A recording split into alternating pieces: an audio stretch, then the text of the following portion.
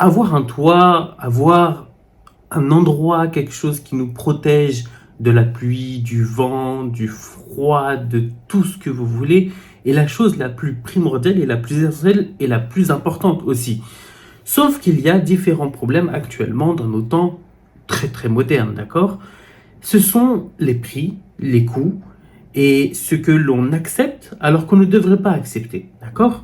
Mais là, on va parler de se loger, se mettre un toit sur la tête, d'accord? Donc bonjour à tous et bienvenue sur cette vidéo qui me paraît très importante, que je dois faire, qui me paraît moins logique, mais pour d'autres personnes, malheureusement, bah, c'est pas logique du tout. Et après, ils vont se dire, oui, mais on n'a pas le choix. Bah, on va parler un petit peu de ça, d'accord, aujourd'hui. Et on va parler en premier des coûts de loyer. Alors, même avant des coûts de loyer, on va dire que de base, on est d'accord, on va dire normal, vie normale, vous naissez, c'est-à-dire vous êtes un bébé et vous êtes dans un foyer. Alors, le foyer peut être plus ou moins calme, problématique ou serein, donc du n'importe quoi, ça on est d'accord.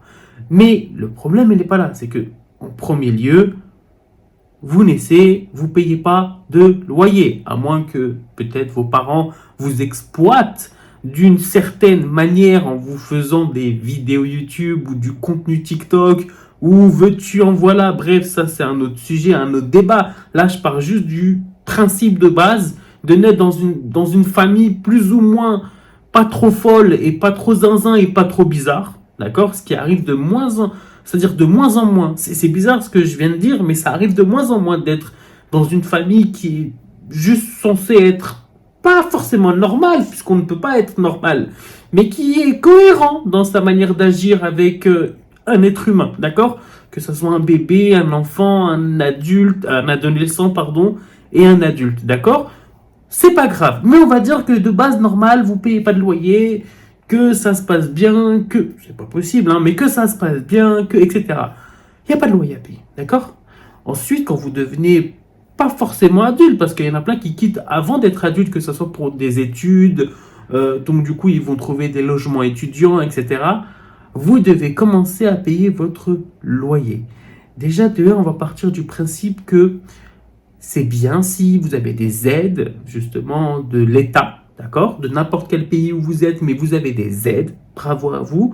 Mais quoi qu'il arrive, c'est que ça doit correspondre à une certaine fourchette de votre budget, de votre salaire. Parce que oui, dans cette vidéo, on va parler plutôt du budget et des salaires alloués à votre loyer, crédit, maison, logement, bref, d'accord? Quand vous êtes étudiant, vous n'avez pas le choix, soit vous allez travailler, soit vous allez commencer à demander à l'État ou à vos familles ou à vos proches ou à vos amis. Jusque-là, c'est OK, parce que vous allez vivre pas très confortablement et ça dépend, d'accord? Mais quoi qu'il arrive, pour moi, même si vous avez une famille qui a de l'argent, une famille qui n'a pas d'argent, vous allez réussir quand même à vivre plus ou moins confortablement, puisque ça reste quand même... En fait, on sait quand on est étudiant que, vas-y, on va souffrir un petit peu, mais c'est comme ça fait partie du jeu. Jusque-là, c'est OK. Maintenant, commençons dans la vie d'adulte, où là, justement, vous avez fini vos études. On ne parle pas d'études, là, on parle vraiment de vivre, on doit trouver un endroit. C'est là où je ne suis pas d'accord. Là, ça va commencer à me fâcher, parce que vous ayez un crédit, que vous ayez acheté votre maison, que vous soyez encore en loyer, c'est très bien, c'est parfait. Le loyer, c'est le meilleur, c'est-à-dire que on doit de l'argent à quelqu'un. D'où et dans quel monde, même si le marché fait que les loyers augmentent de plus en plus, que c'est la catastrophe, que les propriétaires, ils se LeBron James sur vous, mais vraiment du manque de respect le plus total sur vous, sur les prix des loyers, qu'ils augmentent. Déjà de un, ils ont pris le risque d'investir, ils ont pris le risque de faire ce qu'ils veulent, d'accord? En plus, on est vraiment...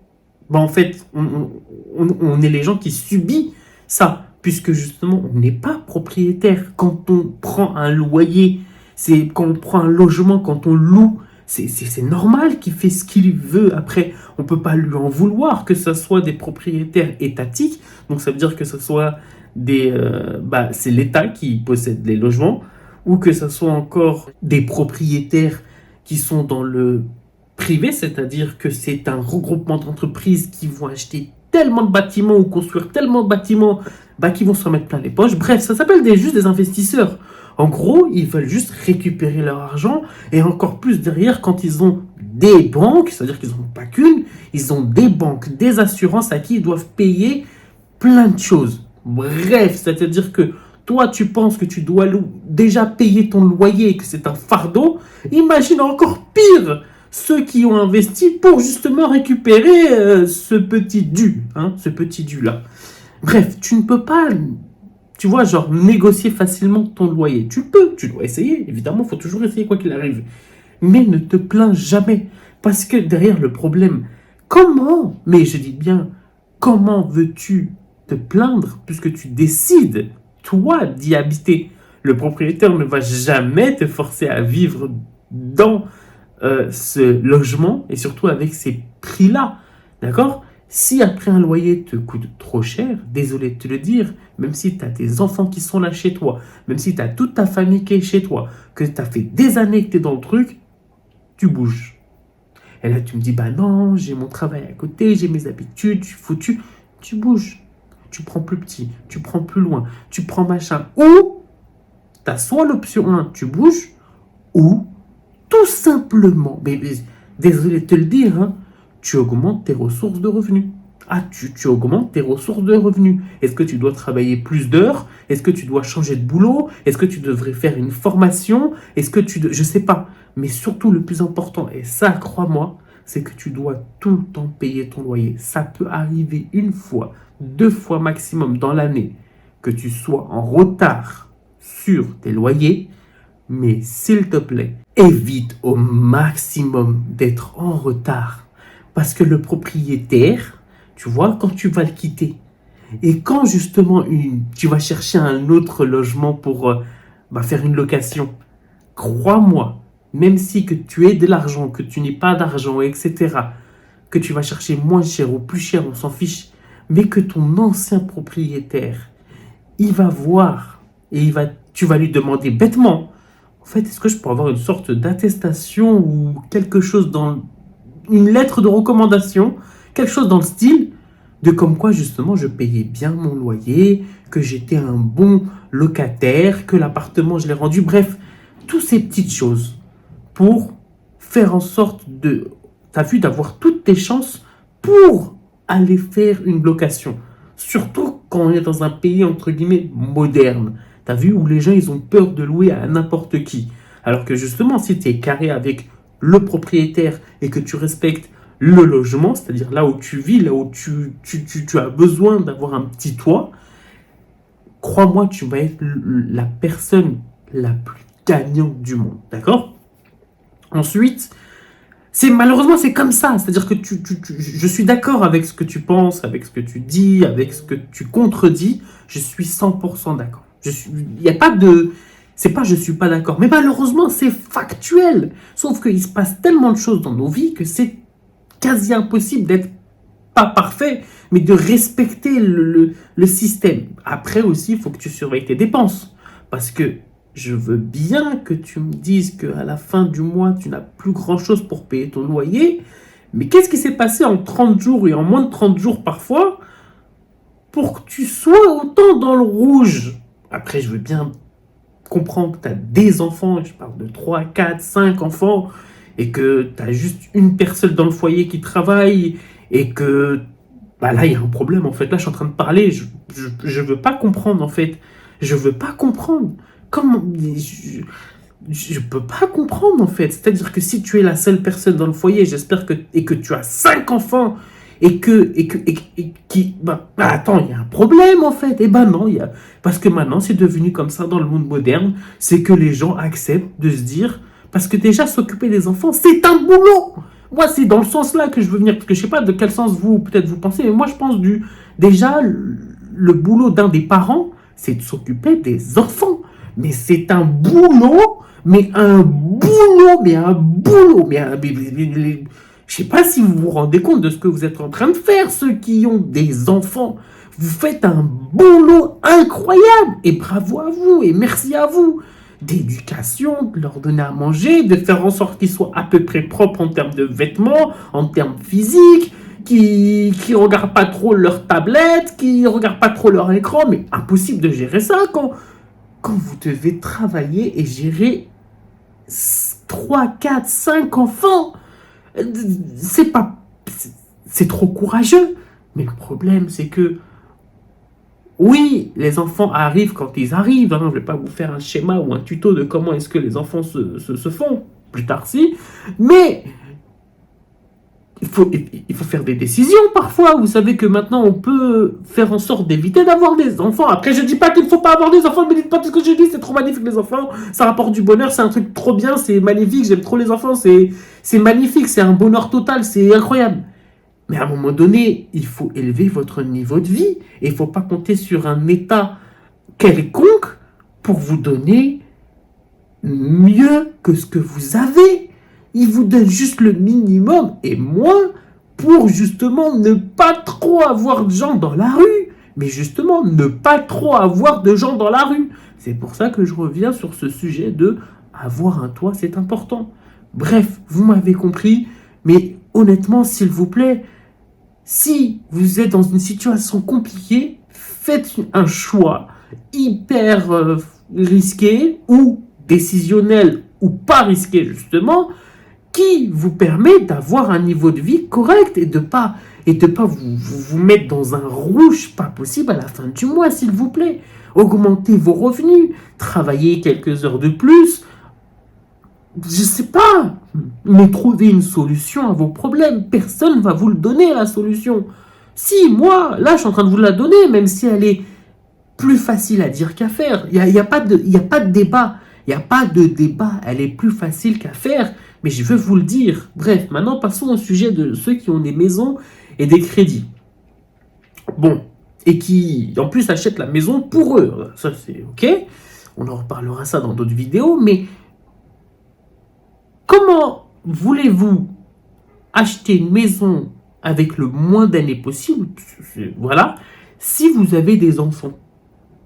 Comment voulez-vous, je répète, le but d'un crédit, c'est de le rembourser, d'accord? C'est ça le système que vous utilisez des crédits, c'est très, d'accord, c'est intéressant. Mais comment est-ce que vous voulez le rembourser avec le moins d'années possible si après vous avez projet d'acheter encore une voiture, d'acheter à crédit, de prendre des achats? Vous savez très bien qu'une maison, vous allez faire des réparations, quoi qu'il arrive. Vous faites même la maison du futur qui s'autoproduit, qui s'auto-répare. Il y aura des réparations et ça va engendrer des frais. D'accord? Donc vous êtes, quoi qu'il arrive, foutu. Vous allez prendre des crédits immobiliers, vous allez prendre des crédits voitures, vous allez prendre, en fait, c'est des crédits à volonté. Et quand vous n'allez pas payer, vous allez perdre des points. Et des points qui, après, en plus, ça va vous engendrer d'autres crédits, d'autres choses. Enfin, c'est terrible d'acheter une maison. Mais comment voulez-vous, encore une fois, je répète, rembourser votre crédit avec le moins de temps possible, tout en sachant que vous allez faire des enfants, vivre ensemble et machin? C'est pas possible. C'est pas logique. Après, vous avez accepté cette chose qui vous paraît logique et je l'accepte. Puisque peut-être que c'est juste votre manière de penser que j'accepte. Moi, je l'accepte. C'est très bien. Mais ce n'est pas possible juste de rembourser un crédit dans les temps en sachant que la maison va être détériorée quoi qu'il arrive, qu'il va se passer des choses pas possibles. D'accord? Et là, tu te dis, mais... Et alors, pourquoi tout le monde achète une maison et nous, non? Et c'est pas que c'est nous, non, ou les autres achètent une maison ou pas. Il y en a, ils ont des salaires qui sont mirobolants et voilà, on dirait pas comme ça, mais ils gagnent bien leur vie, certaines personnes. Et donc, du coup, ils choisissent des maisons plus ou moins belles. Mais il ne faut pas forcément que vous copiez ce qu'ils font. Et non, vous ne pouvez pas négocier un contrat où, justement, vous allez rembourser en moins de temps votre crédit. De base, un crédit, c'est le jeu. C'est malheureusement sur 45 ans, sur 50 ans, j'exagère de fou, mais sur 50 ans, tu vas rembourser ton crédit et basta. Mais tu dois choisir le moins de mensualités possible. Et après, tu fais avec. Mais derrière, assume les choix, les conséquences d'avoir pris un crédit. 50 ans de ta vie, tu dois être là. 50 ans de ta vie, tu dois être là. Prends une assurance en cas de... Tu vois ce que je veux dire? En cas de... c'est fini, tu vois. Prends une assurance un peu en plus, tu vois ce que je veux dire? Parce que 50 ans de ta vie, tu, tu dois garder la maison. C'est incroyable. L'appartement, la maison. C'est pas possible de prendre un crédit pour acheter. Enfin, écoutez, c'est comme ça, d'accord? Mais derrière, vous devez faire des choix.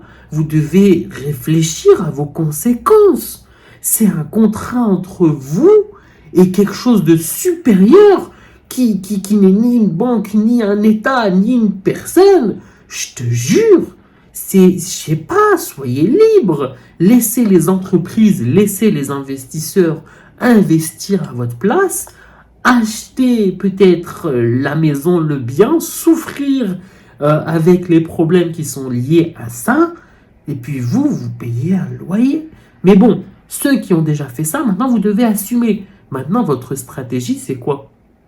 Si vous avez un niveau de vie éclaté au sol à la fin du mois, ou même avant à la fin du mois, c'est-à-dire au bout de 3 semaines du mois qui a commencé, vous êtes en PLS. Là, va falloir négocier. Ou là, va falloir commencer à vendre le logement, peut-être à perte. Ça veut dire que, ouais, il vous restera peut-être 50 000 euros de crédit à rembourser.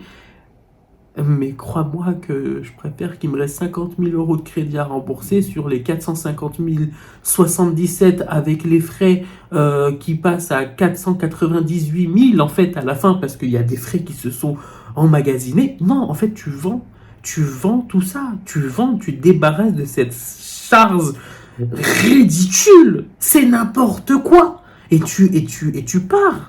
Et tu prends une location, et oui, tu es en perte de moins 50 000 dans le délire, ou même moins 100 000, et alors, bref, c'est dans le cas extrême. Maintenant, dans le cas middle class. Middle class, ça veut dire quoi? Middle, ça veut dire moyenne classe.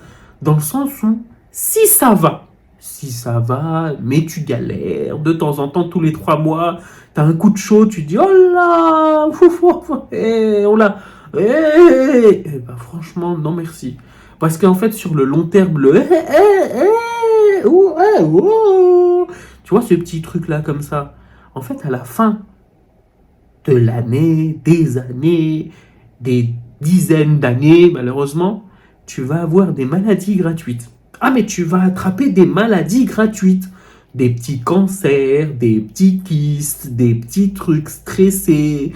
Tu vas perdre des cheveux, tu vas prendre du poids, tu vas pas dormir. Bref, des choses gratuites qui vont te faire des AVC, des petites choses toutes gratuites comme ça. C'est non. Middle class, moyenne classe, t'as des problèmes comme ça. Tu attends quelques années, tu commences à bien payer tes propriétaires. Même si tu n'arrives pas à la fin des années, même si tu restes 15 ans, 20 ans, le temps de voir tes enfants grandir, tu dégages. Ton crédit, il reste 10 ans, 15 ans, tu dis, ouais, c'est pour moi. Tu revends, tu récupères un peu plus de bénéfices, puisque là, normalement, en 10 ans, 15 ans, 20 ans, il y a de la marge à se faire, tu vois. En sachant qu'en plus, les valeurs, on va dire, les devises monétaires actuelles dans le monde sont en train de baisser. Donc du coup, ton appartement, ton logement, ta maison que tu as acheté à crédit n'a plus les mêmes valeurs que ton crédit. Bref, il est trop lourd. C'est du n'importe quoi, tu vois. Mais la maladie que tu vas attraper en laissant ce genre de choses faire, non merci. Maintenant, pour les gens qui sont blindés, on va appeler ça comme ça, alors que ce sont juste des gens qui travaillent, qui sont trop stressés, et croyez-moi, on ne veut pas se mettre à leur place, ça, je vous le garantis. Voilà, ceux qui n'arrivent pas à gérer leur vie professionnelle, business et leur vie personnelle, qui sont complètement à l'ouest parce que justement, ils ont un train de vie, même s'ils gagnent 15 000, 10 000 euros par mois, et j'étais choqué parce que c'est la vérité, même parfois beaucoup plus, il y en a beaucoup, mais ils arrivent à être dans le rouge. Mais eux, ils sont foutus. Mais les gars, ils sont pas normaux du tout, eux, hein. Ils sont dans le rouge en gagnant plus de 10 000 euros par mois. J'ai vu ça de mes propres yeux. J'étais en mode, mais ça veut dire que ceux qui sont, genre, on va dire les pauvres, les moyennes classes s'en sortent mieux qu'une personne qui gagne 10 000 euros par mois. Et vous savez pourquoi ça va pas? Parce qu'ils ont un train de vie hors norme. Ils sont pas possibles dans la manière d'être, de vivre, de se montrer, parce qu'ils ont un besoin d'appartenance qui est au-dessus de ça. Et ça aussi, on en reparlera dans d'autres vidéos. Bon, je vais vous parler à vous, à ceux qui sont un peu trop loin dans ça. Ah, va falloir arrêter. Va falloir arrêter. Va falloir redescendre de 24 étages. Au moins 24. Allez, 27 c'est pour moi. Au moins 27 étages. Au moins. Parce que, désolé, vous avez un niveau de vie exceptionnel. Exceptionnel ce niveau de vie, sauf que vous gâchez tout. Et ça, vous devez travailler sur ça. Ça, on en reparlera dans d'autres vidéos pour ceux qui ont ce genre de niveau de vie. Parce que vous prenez des risques. C'est-à-dire que là, en fait, c'est même pas le problème de la middle class avec, tu sais, les problèmes de tous les 3 mois. Ah, un petit peu presque dans le rouge, je sais pas quoi faire, oh là là. Non, vous êtes tout le temps normalement dans le vert, mais vous arrivez quand même avec ce que vous avez à être dans le rouge. Il y a un truc qui va pas, mais c'est pas la banque, c'est pas votre travail, c'est pas votre famille, c'est pas vos enfants, c'est pas vos chats, c'est pas vos chiens, c'est pas vos serpents, c'est pas vos amants, c'est pas vos amantes, c'est pas votre maîtresse. C'est pas ça du tout qui fait ça. C'est vraiment vous qui êtes dans l'abus, et ça on en reparlera dans d'autres vidéos. Mais au moins, vous avez pris conscience de ça, de vous dire que, bah ouais, en fait, c'est vrai que je gagne plus de 10 000 euros par mois. Qu'est-ce qui m'arrive à être dans le rouge, en fait? Qu'est-ce que j'ai oublié quand j'étais plus jeune et que forcément, j'étais pas dans une famille qui avait des moyens? Qu'est-ce qui m'arrive? Qu'est-ce que je fais mal? Où est-ce que j'ai mal fait les choses? Quels choix m'ont mené à ça? À être dans le rouge, à gagner plus de 10, 15 000, 20 000, 30 000 euros par mois. Et ça, on en reparlera, d'accord? Mais bon, chacun va prendre pour sa poire. Mais le plus important dans ce monde-là, dans ce sujet-là, c'est se loger et avoir un toit. Pour ceux qui sont aussi, comment on dit, pas nomades, pas sédentaires. Ah si, c'était soit l'un, soit l'autre, mais vous savez, ceux qui vivent d'endroit à endroit, qui vivent dans des camping-cars, qui vivent dans des endroits. Alors, je peux vous comprendre à 100%, je peux vous...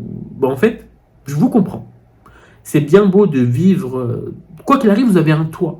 Ça reste un toit de voiture, un toit de camping, un toit de toile de tente, on s'en fiche, d'accord? Mais, à un moment donné, on est des êtres humains, et c'est vrai, je suis d'accord avec vous, ceux qui vivent dans ce genre de style de vie, on est des êtres humains. C'est vrai que de base, on n'est pas des sédentaires, quoi. J'ai oublié les mots. On n'est pas des sédentaires et on doit bouger. C'est vrai, c'est vrai. Quoi qu'il arrive, c'est vrai. Bravo à vous. C'est un beau style de vie. Ah, vraiment profiter de changer tous les jours de décor. Qu'est-ce que je veux dire? Le voyage, c'est la chose la plus riche et la plus belle au monde, d'accord? Maintenant, faut quand même de temps en temps se poser. Ça fait du bien au corps et à l'esprit. Par exemple, si vous aimez un endroit et que vous avez les moyens, parce que derrière, il faut avoir les revenus quand même, hein, faut pas trop vivre au lait au lait, surtout en ce moment, parce qu'on a remplacé le trading de poules et de vaches par de l'argent, hein, par des devises monétaires, l'euro, le dollar, le yen, le dirham, tout ce que tu veux. Et non, en fait, pendant quelques mois, quand il fait bon, quand il fait agréable, quand peut-être les locations, parce qu'évidemment, là, vous n'allez pas prendre un loyer avec un bail, avec un contrat, etc. Vous allez prendre quelques locations, mais quand quelques locations, ou même des chambres de bonne, ou même, tu sais, quelques mois de travail dans des stations de ski, stations de plage, bref, bah en fait, ça fait du bien. Et j'en ai parlé avec plein de gens qui ont ce style de vie différent. Et c'est vrai que peut-être que vous venez de débuter ou ça fait des années que voilà. Si vous êtes heureux, c'est bon. Mais si ça va pas du tout dans votre manière d'être et dans ce que vous voulez faire, eh ben en fait, il va falloir prendre la décision de rester quelques mois de temps en temps à certains endroits pour en plus se faire de l'argent et en plus de ça, bah, avoir un toit et être nourri, logis, blanchi, comme on dit. Donc voilà. Ensuite, pour ceux qui n'ont vraiment pas les moyens de se loger, alors on reste en France, d'accord, ou dans des États où il n'y a pas de guerre, où il n'y a pas de répression bizarre, chelou et étrange. Le problème vient de vous. Et là, tu te dis, ah, mais tu peux pas dire. Non, non, non, non, non. Le problème vient de vous. D'accord? Je peux vous dire que dans des endroits, oui, on peut trouver des toits qui sont terriblement nuls, hein, que tu te dis, mais je peux pas être avec ce genre de personne. Mais je peux pas. Après, il faut trouver des astuces. Si on a peur de se faire voler, si on a peur de se faire plus que voler, si on a peur de se faire, tu vois, bref, des choses très très sombres, va falloir anticiper certaines choses, certaines pratiques de sécurité, apprendre des choses, parler avec les gens, communiquer, prendre les devants dans certains cas, se montrer très convaincant, plein de petites choses qui permettent d'éviter de la mauvaise compréhension. D'accord? Mais ça, on en reparlera dans d'autres vidéos. Bref, vous avez tous les choix du monde si vous êtes dans un pays qui ressemble à la France et waouh, ah, il y en a des endroits pour avoir un toit misérable, hein, misérable de chez misérable, mais il y a un toit, d'accord? Et puis après, grâce à ce toit-là, peut-être que vous allez être motivé à ne plus vouloir rester dans ce toit-là, sous ce toit-là, et se dire, oulala, ouais, bah, au moins, ça se repose. Ça se repose pendant quelques heures, et après, tu pars. Et après, tu peux revenir quand tu veux sous ce toit-là. C'est ça qui est incroyable de se dire ça.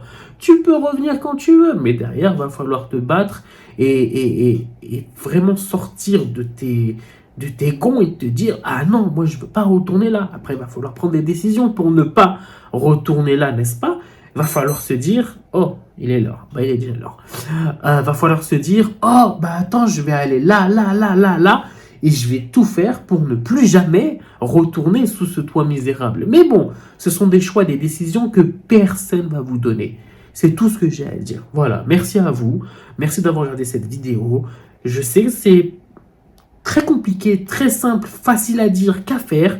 Mais malheureusement, faut le dire, d'accord? Parce qu'il y a trop de gens qui me déçoivent dans leur manière de faire, de penser, d'agir. Et petit à petit, dans d'autres vidéos, voilà, là, même si la vidéo dure 30 minutes, j'ai parlé un peu plus globalement du sujet. Ça va peut-être faire des critiques sur certaines personnes qui vont se dire non, toi tu sais pas, remets-toi à ta place, prends-moi ma place. Bref, toutes ces petites choses-là, mais je vous jure que je n'ai pas raison. Je n'ai pas raison factuellement. C'est impossible que j'ai raison. C'est juste les choses réelles que je vous dis, des choses concrètes. Sauf que je peux presque vous jurer que si vous appliquez et que vous commencez pas forcément à appliquer, mais à réfléchir à ce que je dis, il n'est pas si con que ça, tu vois, le monsieur là en face de toi. Il n'est pas si con que ça. Mais il faut juste se dire d'accepter certaines choses, soit augmenter ses revenus, soit déménager, soit faire des choix. Enfin, personne ne va vous le donner. C'est-à-dire que vous êtes foutu, quoi qu'il arrive. Dans tous les cas, vous êtes foutu. Mais foutu, c'est pas la peine. C'est pas la peine de se dire ah, je vais gratter ça, Et c'est mort. C'est mort. Personne ne va vous le donner. Abandonnez l'idée de voir un miracle bizarre venir sur ce genre de sujet, de se loger. Tu peux avoir le miracle, mais le problème, c'est qu'il faut donner quelque chose en échange.